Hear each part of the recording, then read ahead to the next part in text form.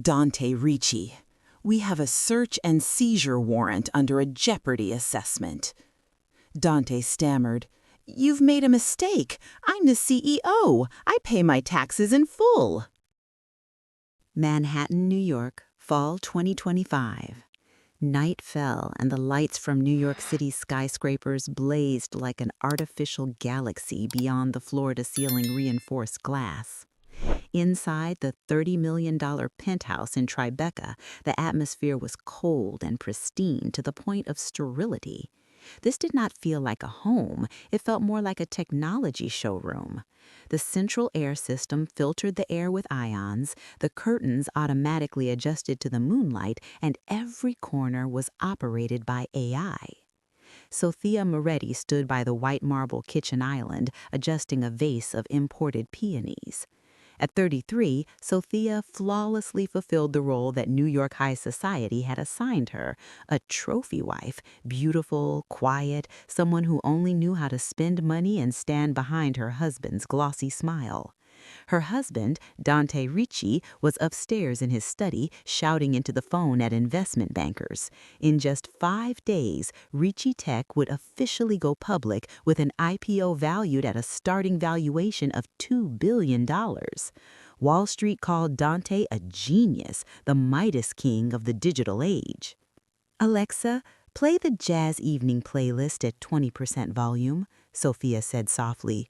The surround sound system responded immediately, but at that exact moment, the central control screen and 15-inch iPad Pro embedded into the kitchen wall suddenly lit up. It did not display a jazz album cover as usual. Because of an iCloud synchronization error, a disastrous feature of the Apple ecosystem when multiple devices share the same Apple ID, an iMessage that had just been sent from Dante's iPhone appeared starkly in front of Sofia. The short message was sent to the name Francesca, CLO. Is your wife asleep yet? Remember to delete the Tesla location history, Fran. Don't let that idiot see my car parked at your place last night. Sofia did not scream. She did not drop the crystal glass in her hand. In the silent kitchen, only the clinking sound of the automatic ice maker could be heard. Sofia placed the glass down on the stone countertop, gently enough to make no sound at all. Her pupils constricted, but her heart rate remained at 70 beats per minute. That was the reaction of a mathematical mind, not of a furious woman. She stepped closer to the screen. Her slender fingers slid across the cold glass. She did not call Dante to confront him. To Sofia, anger was a wasteful emotion. She needed data. Sofia opened the Tesla vehicle control app. She knew the password, not because Dante had given her to her, but because she was the one who had set up his two-factor security system during the early startup days, something Dante likely forgotten long ago. Access trip log, Sofia murmured. The screen displayed a dense map of New York City. Clusters of red dots converged at one location: the Spiral Building, Hudson Yards, the luxury apartment of Francesca Bruno, the company's chief legal officer, and also Sofia's best friend of 10 years. Data does not lie. Tuesday, 11 p.m., 2 a.m. Thursday, 8 p.m. to 5 a.m. Sunday, all day. Sofia stepped back, leaning against the icy kitchen counter. A complete picture formed in her mind, as clear as an algorithmic diagram. Dante was not just having an affair. He and Francesca were acting in coordination. The timing was far too sensitive. Why now? Why right before the IPO? Sofia closed her eyes, recalling the prenuptial agreement she had signed 7 years earlier out of blind love. Clause 4, Section B, clearly stated, in the event of divorce, if the husband's net assets are under 10 million USD, the wife shall receive a one-time support payment of $500,000. If assets are derived from a privately held company, the wife shall have no claim unless she can prove direct technical contribution. They did not see her as a wife. They saw her as bad debt that needed to be liquidated before closing the books. Sofia opened her eyes. The pain at the bottom of her gaze vanished, replaced by the sharp look of a programmer who had just discovered a fatal vulnerability in a rival's security system. "You think I'm a doll inside a glass house?" Sofia whispered, her voice blending with the smooth jazz music. "Your biggest mistake wasn't betraying me. It was forgetting who wrote the very first lines of code for this empire." She picked up her phone, not to call a lawyer, but to open a hidden, encrypted folder she had not touched in 7 years. The folder was named Project Genesis, Backup 2018. The war had begun. The next morning, as Dante's Tesla rolled out of the garage towards Silicon Valley for the pre-IPO press conference, Sofia began to act. She was not foolish enough to plant listening devices or hidden cameras in her husband's study. Sofia knew New York law well, even though it is a one-party consent state. Placing surveillance devices in a room when she herself was not present constituted a serious criminal offense. If discovered, not only would she lose custody rights, but all evidence would be immediately thrown out by the court as inadmissible evidence. She needed a clean war, one where her hands remained untainted. Instead, Sofia called Arthur Cohen, a notorious forensic accountant in Manhattan who specialized in handling billionaire divorces that the press never learned about. "I don't need you to follow him," Sofia said over the phone, wearing medical rubber gloves to avoid leaving fresh fingerprints on documents. "I need you to audit the money flow. I'll send you the original materials." Dante made a fatal mistake common to arrogant men. He underestimated his wife's intelligence. In his study, draft contracts, scribbled sticky notes tossed carelessly into the trash before shredding, or loosely tucked into Forbes magazines were everywhere. He believed Sofia only cared about cooking recipes, that she could never understand complex legal terminology. Sofia patiently collected every scrap of paper, every misprinted draft Dante had discarded. Among the pile of trash, she found an incomplete draft of an intellectual property transfer agreement. Her eyes stopped at an unfamiliar name, Aurora Holdings, LLC. Using the tax identification number, EIN, scribbled in the margin, Sofia quickly searched the corporate database. It was a shell company registered in Delaware, America's corporate tax haven, and the registered legal representative of that company was none other than Francesca Bruno. The full picture emerged, chilling in its clarity. Dante was secretly transferring ownership of Ricci AI, the core algorithm and the company's most valuable asset, to Aurora Holdings for a symbolic price of $1. Their plan was brutally cruel. Dante would sell the hollow shell of Ricci Tech to public investors through the IPO. After collecting the cash, he would declare that the company needed to license the algorithm back from Aurora at an exorbitant price or sell the algorithm outright to a competitor and split the profits privately with Francesca. In doing so, he would evade corporate income taxes while siphoning assets out of the marital property pool. If divorce occurred, Sofia would receive shares in an empty company headed for bankruptcy. Sofia photographed every document and sent them through an encrypted channel to Arthur Cohen, then carefully returned everything back into the trash exactly as it had been. "You want to play hide and seek?" Sofia smiled coldly as she removed her gloves and tossed them into a medical waste bin. "Fine.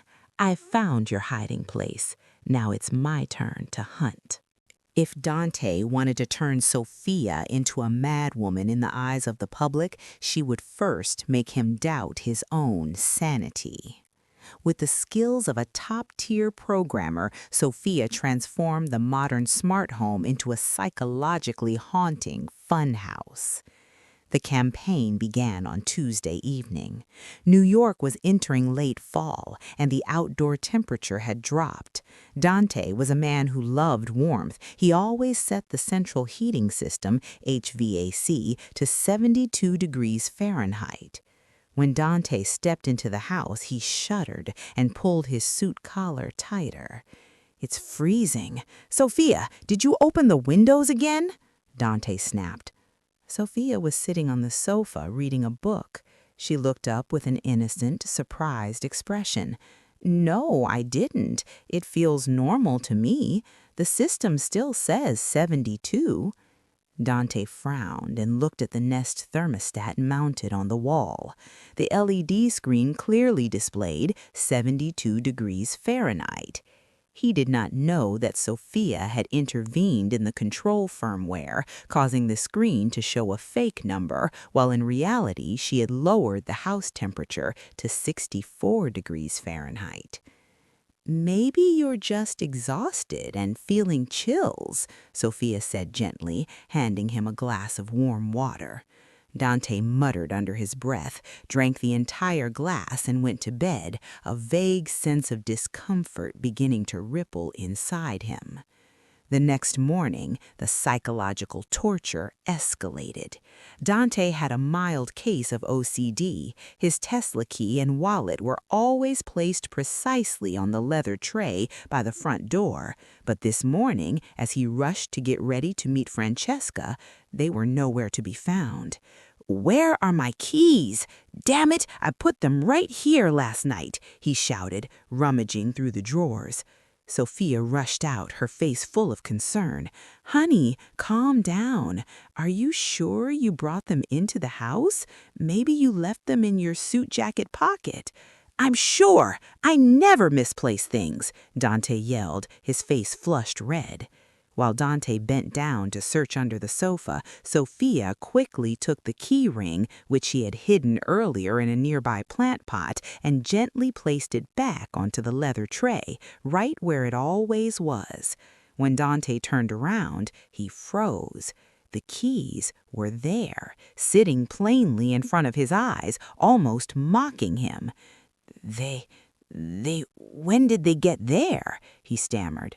Sofia looked at him with an expression that mixed pity and fear. "Dante, what's been going on with you lately?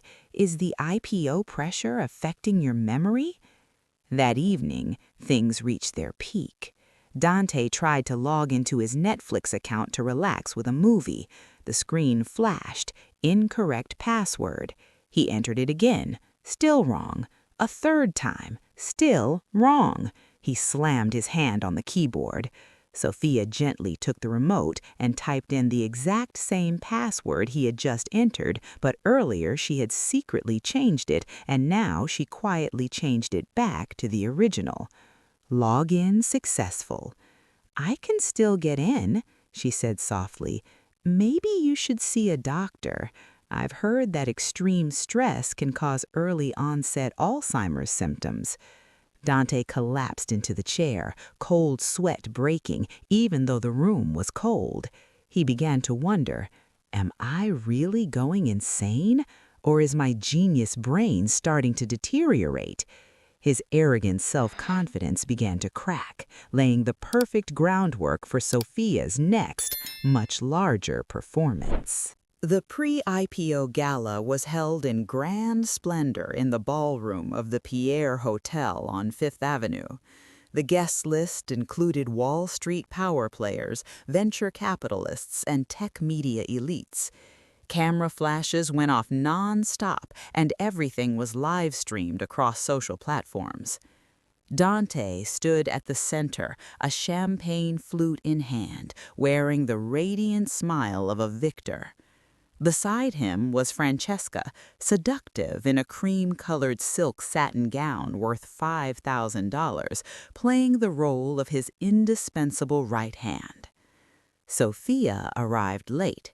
She wore a jet-black evening gown, her makeup heavier than usual, but her steps were unsteady. In her hand was not a clutch, but a full glass of red Cabernet Sauvignon. She pushed through the crowd, deliberately bumping into a few guests, mumbling incoherent words under her breath. All eyes turned toward her. Whispers began to spread. "That's Ricci's wife. Is she drunk?" Sofia walked straight toward Dante and Francesca. Dante's face changed.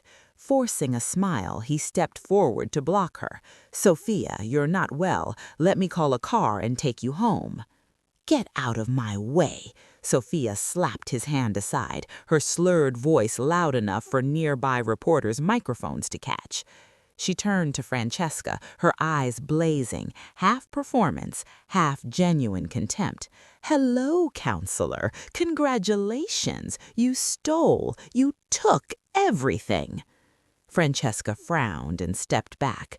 "Sofia, you're far too drunk. Let's talk later." "I'm not drunk. I'm just seeing the truth," Sofia screamed, her arms swinging wildly. Crash! The glass of red wine flew straight into Francesca's body. The dark red liquid spread across the pristine white silk dress, looking like an open wound. Francesca screamed in horror. The crowd gasped in shock. Dozens of phones shot up, recording the humiliating moment. Hotel security rushed in immediately, restraining Sofia as she struggled and shouted fragmented phrases about source code and thieves, but to outsiders, they sounded like the drunken ravings of a jealous, broken woman. As Sofia was dragged out the door, Dante adjusted his tie and turned toward the cameras with an expression of utter anguish, perfectly embodying the image of a devoted but helpless husband. "I sincerely apologize to everyone. My wife, she's been battling severe depression and alcohol addiction. The pressure of public scrutiny has destroyed her. I'm deeply worried about her mental health." The performance ended flawlessly. The next morning, Ricci Tech's stock fluctuated slightly but quickly stabilized as investors believed Dante was the victim. Sofia had succeeded in destroying her own public credibility, convincing her enemies that she had completely lost control and was no longer an intellectual threat. Less than 12 hours after the incident at the Pierre Hotel, Sofia was summoned to Ricci Tech's headquarters. Not to her husband's office, but to a soundproof private conference room in the legal department. Dante sat at the head of the table, refusing to look her in the eye. Francesca sat beside him, sliding a thick stack of documents toward Sofia. The sound of paper scraping across the glass table was chilling, like a knife being sharpened. "You've gone too far, Sofia," Dante said coldly, all marital affection gone. "The board is demanding my removal because of your scandal. Investors are threatening to pull out right before the IPO. Francesca continued, her tone professionally ruthless. "Based on last night's videos and your recent medical records showing psychological instability, Dante can file a petition in family court for full custody and have you committed to mandatory rehab. You would lose everything, Sofia." Sofia sat hunched in her chair, her eyes red and swollen, the result of staying up all night rubbing peppermint oil around them, her hands trembling as she flipped through the papers. "But Dante still has some compassion," Francesca smirked, turning to the final page. "He's willing not to take this to court under one condition. You must sign an uncontested divorce immediately. In return, Dante will pay you—" Dante cut in, his gaze sharp as a razor. "Sign it. Take the money and leave New York before the IPO on Friday. I don't want to see your face at any event ever again." Sofia glanced at the contract. Francesca had drafted it meticulously. Buried among the asset division clauses were lethal language traps. Clause 12.3. Party B, Sofia, irrevocably waives all rights related to shares, intellectual property, IP, and future profits of Ricci Tech. Clause 15, Lifetime Non-Disclosure Agreement, NDA, prohibiting the disclosure of any internal information. $1 million to buy her silence and steal 10 years of her work, a pitiful price for a $2 billion empire about to be born. But Sofia knew that if she refused now, they would use money and power to crush her in court under the label of a mentally unstable mother. She needed time, and, more importantly, she needed them to believe they had won. Sofia pretended to sob, picking up Dante's expensive Mont Blanc pen, her hand trembling violently. I'll sign. I just want peace. I don't need your money. I just want my child. Dante and Francesca exchanged victorious glances. The fish had taken the bait. They thought $1 million was a generous payoff, unaware that Sofia was preparing to flip the entire board with a move no lawyer could have anticipated. Sofia placed the pen down and signed the final line of the divorce petition. Her signature was crooked and weak, as if all her strength had been completely drained. Dante let out a sigh of relief and slid the $1 million check toward her. Here, take it. Enough for you to live comfortably in the suburbs for the rest of your life. Consider this my last act of kindness. But Sofia did not take the check. She used her index finger to push it back toward Dante. I don't need your money, Sofia said, her voice hoarse but firm. I still have my self-respect. I won't take a single cent of charity from the man who betrayed me. Francesca frowned on guard. Then what do you want? Shares? Don't even dream about it. No, Sofia shook her head, tears welling up again. I only want the things tied to memories, the things you people consider trash. She pointed to the liquidation asset list on page 45. I want the custody of the corgi, Barnaby, and I want the old box in the basement storage room. Dante let out a mocking laugh. That dusty cardboard box? Are you joking? It contains our wedding photo album and an old LaCie external hard drive from 2015. It holds all the photos from our honeymoon in Positano, the first ultrasound images of our child. That's all I have left of this family. Francesca immediately opened her tablet and checked the company's asset inventory. LaCie 2 terabyte hard drive, 2015 model, fully depreciated, status, circuit failure, pending disposal. Book value, 0. She nodded at Dante. It was worthless electronic waste. Sofia asking for it only reinforced the image of a sentimental woman clinging to the past, completely lacking any practical sense. Fine, Dante waved his hand with fake generosity. Added to the contract's appendix, Fran. She gets the dog and the broken hard drive. In exchange, she waives the $1 million. That's a bargain. Francesca quickly amended the clause. Sofia signed to confirm the forfeiture of cash in exchange for physical items. 15 minutes later, Sofia walked out of the Ricci Tech skyscraper. In her hands were Barnaby's leash and a plastic bag containing the old, dust-covered hard drive. Dante and Francesca stood high above, looking down, raising champagne glasses to celebrate their easy victory. They had no idea what Sofia was holding was not honeymoon photos. It was Pandora's box. Inside that battered plastic casing was version 1.0 of the AI algorithm source code, complete with timestamps and digital signatures confirming Sofia as the sole author. Ironclad evidence no amount of money could ever buy. Sofia stepped into the elevator down to the parking garage. When the doors closed, cutting off Dante's view, she took out a handkerchief and wiped her tears dry. The look of misery vanished completely, replaced with a dangerous half-smile. Such idiots, she whispered to Barnaby. They just sold an entire empire for $1 million in loose change. 3 days passed after Sofia quietly left the building with her corgi. For Dante and Francesca, those were 72 hours of intoxication with victory. News of CEO Dante Ricci's amicable divorce spread across Wall Street. Instead of causing concern, investors welcomed it as a positive signal. Dante has cut away family baggage and can now focus 100% on his career. On Thursday morning, one day before the IPO, a photo of Dante and Francesca holding hands appeared prominently on the cover of Forbes. The bold headline read, "The Power Couple, the Future of Artificial Intelligence." In the top floor office, the atmosphere was celebratory. A large TV screen was tuned to Bloomberg, where financial analysts were predicting Ricci tech stock would open with a bang. Francesca walked in and placed a chilled bottle of Dom Perignon on the table. She had just finalized the most important secret deal of all.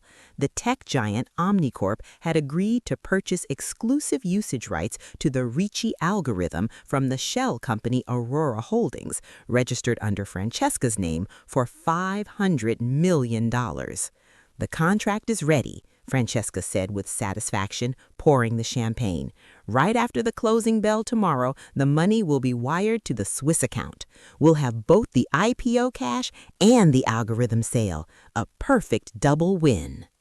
Dante took a sip of champagne and looked down at the ant-like crowds in Times Square. He felt like a god.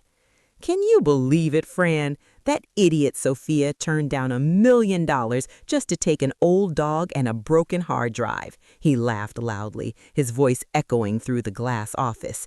"She's the perfect example of a failed housewife, living on cheap emotions instead of a brain."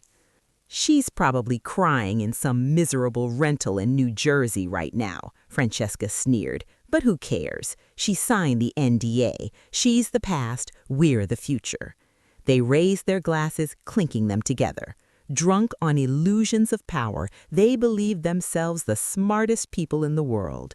They had no idea that just a few blocks away at the United States District Court for the Southern District of New York, SDNY, a federal judge had just signed an unprecedented emergency order.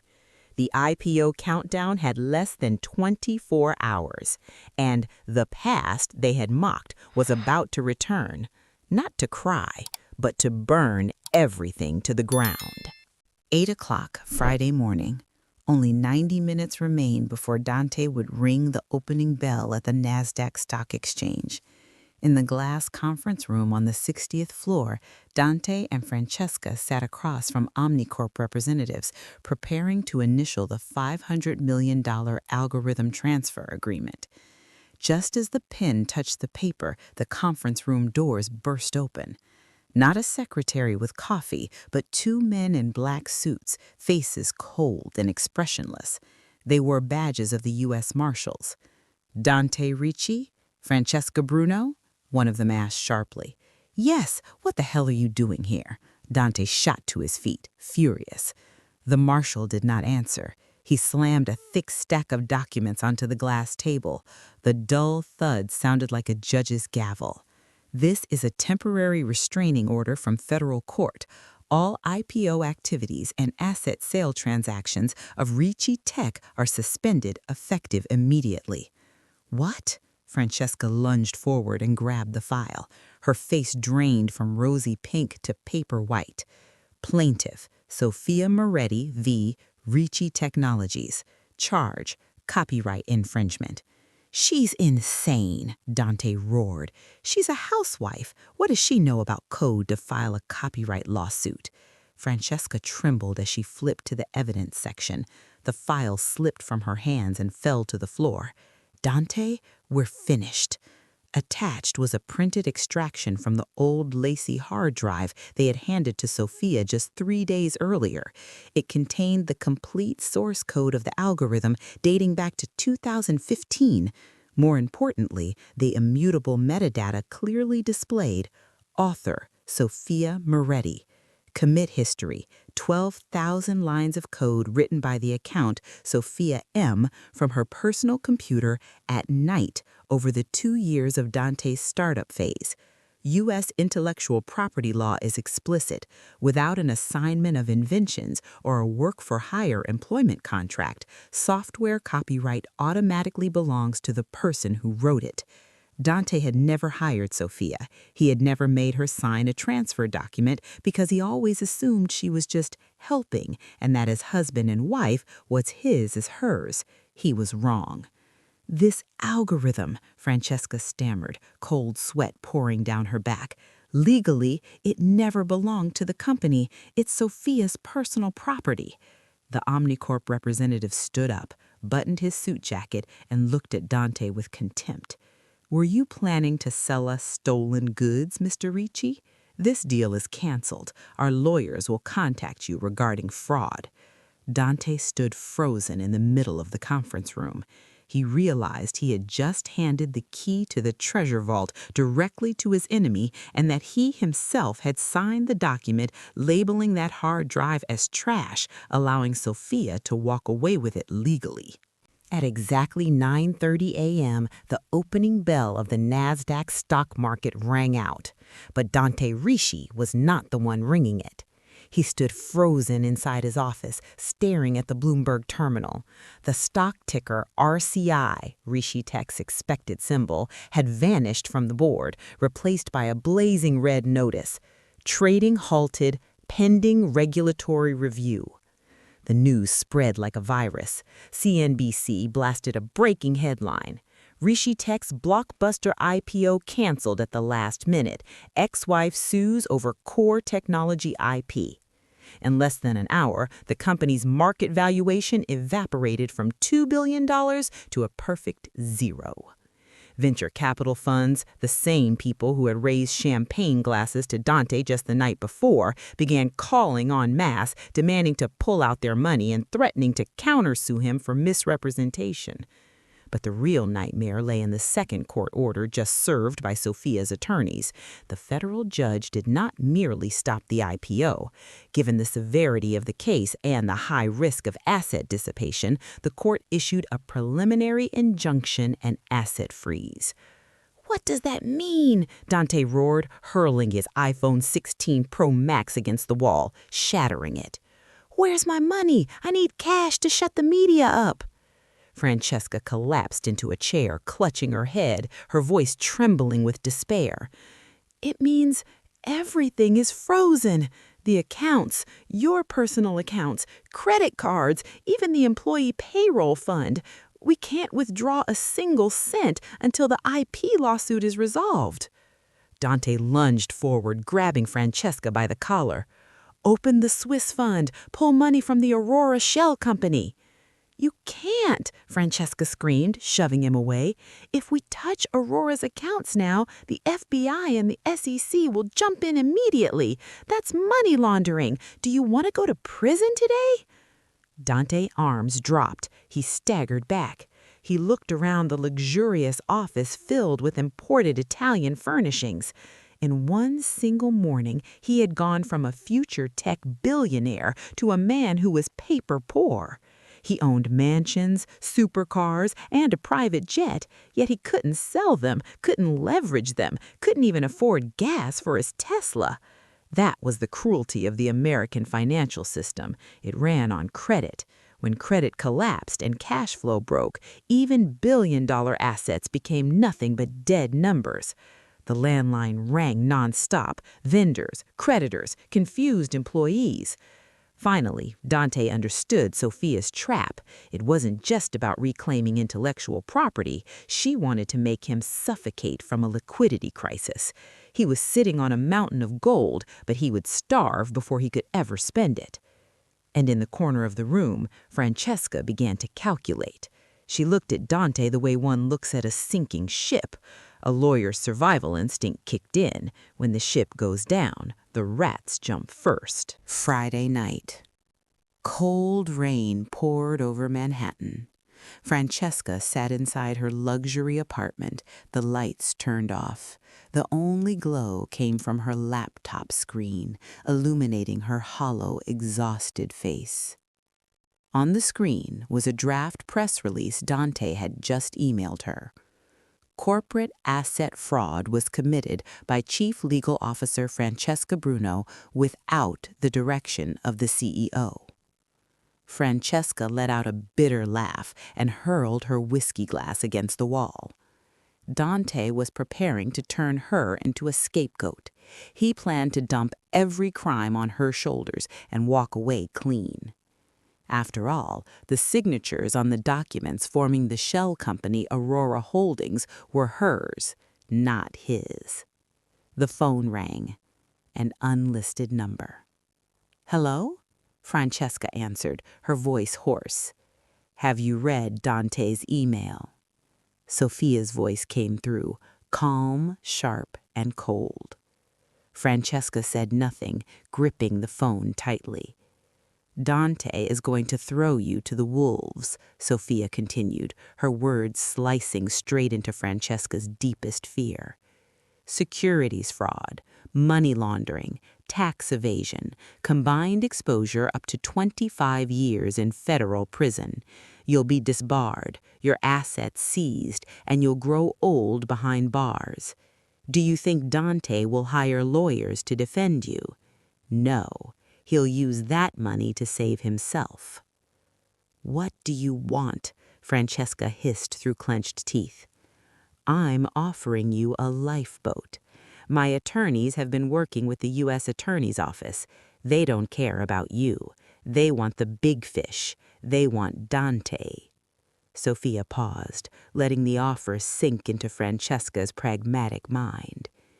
"If you agree to become a cooperating witness and hand over all of Dante's fraudulent tax records, you will receive—" Francesca stared out the rain-streaked window. She remembered Dante's look of contempt that morning, the way he treated her like a disposable tool. Love, loyalty, on Wall Street those were luxury items. Only interest was eternal. "Where do we meet?" Francesca asked. "No need to meet. You know exactly who to send the files to. Don't send them to me. Send them to the IRS. They have a whistleblower reward program. Who knows, you might even earn yourself a retirement fund." Francesca hung up. She sat motionless in the darkness for exactly 30 seconds, just long enough for conscience to die and reason to take over. She opened the safe and took out a black USB drive containing the double bookkeeping records she had secretly copied as insurance. She opened her laptop and logged into the IRS whistleblower portal, Form 211. Her fingers moved across the keyboard. No hesitation. Click. Submit. In the darkness, Francesca smiled. The smile of a rat that had just bitten through the cables of a sinking ship. 6 a.m. Monday morning. Dawn had not yet broken over the Manhattan skyline. Dante paced back and forth in his living room, gripping a cup of jet-black coffee. He had called Francesca 50 times and received only terrifying silence. He planned to go to the bank that morning and withdraw every remaining dollar from the company's safe to hire top criminal defense lawyers. Bang, bang, bang. The pounding on the door thundered through the luxury apartment. No polite doorbell. Federal agents. Open up. Before Dante could react, the thick oak door was smashed open with specialized equipment. A team of 10 agents stormed in. They weren't wearing FBI suits, but dark navy windbreakers with bright gold letters on the back. IRS, CID, Criminal Investigation Division. In America, people may not fear the police, but everyone fears the IRS. Police need proof beyond a reasonable doubt to arrest you. The IRS only needs suspicion of tax evasion to seize assets first and talk later. The lead agent, a middle-aged man with a stone-cold face, shoved a warrant into Dante's chest. "Dante Ricci, we have a search and seizure warrant under a jeopardy assessment." Dante stammered, "You've made a mistake. I'm the CEO. I pay my taxes in full." "Drop the act," the agent cut him off. "We have complete double-ledger records of Aurora Holdings and illegal wire transfers to the Cayman Islands. Miss Francesca Bruno provided extensive details." The name Francesca hit Dante like a hook to the gut. He collapsed. She hadn't just fled, she had sold him out for immunity. Within an hour, the penthouse was turned upside down. Computers, phones, artwork, Rolex watches, everything was sealed and loaded onto trucks. Even the Tesla in the garage was hauled away. Personal bank accounts, frozen. Corporate accounts, locked. Amex Black Card, declined. When the agents left, they did not arrest Dante yet. They still needed to complete the grand jury process. They left him alone in the empty, freezing penthouse with an exactly $0 balance. Dante Ricci, tech genius, future billionaire, now didn't even have $10 to buy a McDonald's breakfast. He finally understood the brutal truth of the American justice system. Justice is expensive. Without money for good lawyers, a one-way ticket to prison was guaranteed. The landline phone, the only thing the IRS hadn't taken because it was worthless, suddenly rang. It was the court clerk. "Mr. Ricci, your divorce and intellectual property hearing is scheduled for 9 a.m. tomorrow. The judge requires your presence." Dante slowly put down the receiver. He had been stripped of every weapon, betrayed by his closest ally, and cornered. Tomorrow was not a trial. It would be a public execution. 9 a.m., Tuesday. Courtroom 302 of the federal courthouse was packed with reporters. The air was thick with tension. Dante Ricci sat at the defendant's table. Gone was the $5,000 Tom Ford suit. Today, he wore an ill-fitting, borrowed outfit, his hair unkempt and disheveled. Beside him sat a very young public defender who had received the case that very morning and looked even more nervous than his client. Across the room, Sofia sat upright and composed in an ivory-white suit, radiating the presence of a warrior. Dante's attorney opened with the classic strategy of blaming the absent party. He argued that Dante was merely a naive engineer, manipulated and incited by Francesca Bruno, a seasoned, cunning lawyer, into committing fraudulent acts. Dante stood up, eyes glistening with tears, playing the perfect victim. "Your Honor, I did everything for my family, to leave a legacy for my son. Francesca abused my trust. She seduced me, drugged me. I never intended to harm my wife." Murmurs rippled through the courtroom. A few jurors began to show signs of sympathy. Sofia turned to her attorney and gave a slight nod. "Play it." The large screen in the courtroom lit up. Not dry financial charts, a 4K video extracted from the dash cam and cabin camera of a Tesla Model X. This was the very data Dante had texted Francesca to delete back in the opening. Francesca had deleted it from the car, but, paranoid by nature, she had secretly backed it up to her personal cloud as insurance. And when she became a cooperating witness, she handed it over to Sofia. On the screen, Dante and Francesca sat in the car, laughing casually. Dante in the video. "You know, Fran, after the IPO, I'll have Sofia thrown into a mental institution. I already bribed a doctor to falsify her medical records. She won't be allowed to see the kid anymore." Francesca. "You're really cruel. She's the mother of your child." Dante, sneering. "She's not a mother. She's an obstacle. She's stupid and boring. I want to erase her existence from my life like deleting a bad line of code." The courtroom fell silent. Dante's cruelty, cold calculation, and true nature were laid bare. There had been no manipulation at all. He was the demon wearing a human mask. Dante's face drained of all color. He collapsed onto the table, knowing the mask of the devoted husband had been torn off forever. The judge struck the gavel, staring at Dante with open disgust. Now it was time for judgment on the assets.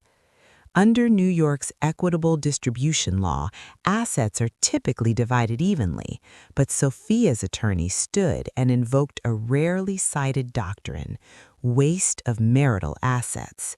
Your Honor, the attorney said, Mr. Ricci used marital assets to support a mistress, purchase luxury gifts, and, most critically, funnel millions of dollars into shell companies for fraudulent purposes, resulting in the IRS freezing and devaluing the marital estate. This constitutes intentional dissipation. The judge nodded and delivered a stunning ruling. Prenuptial agreement voided due to Dante's egregious breach of fiduciary duty. Intellectual property. Sofia Moretti is recognized as the sole creator and owner of the AI algorithm. Asset division.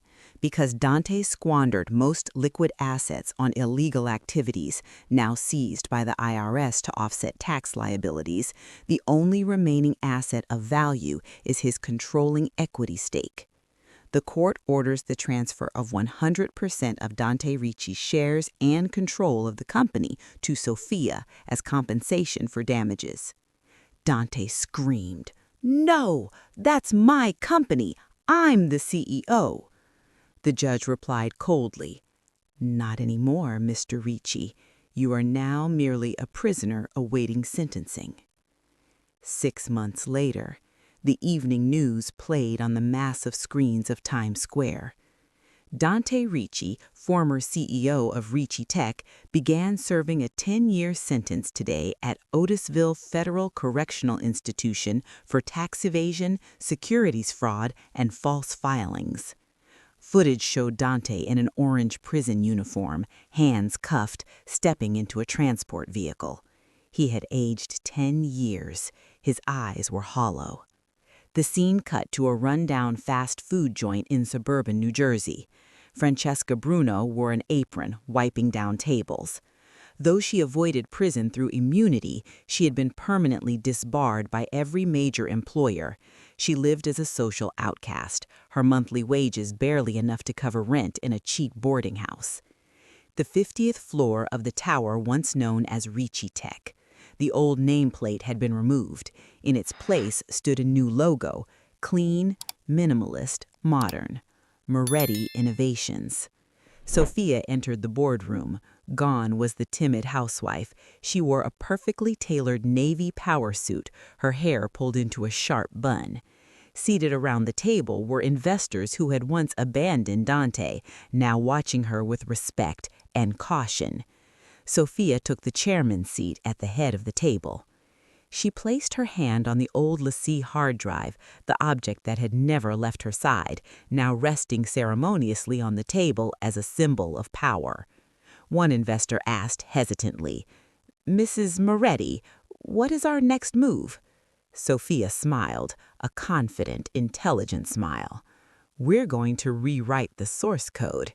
This time there will be no bugs, no backdoors, and most importantly," she looked straight into the camera, her gaze piercing the audience, "no lies."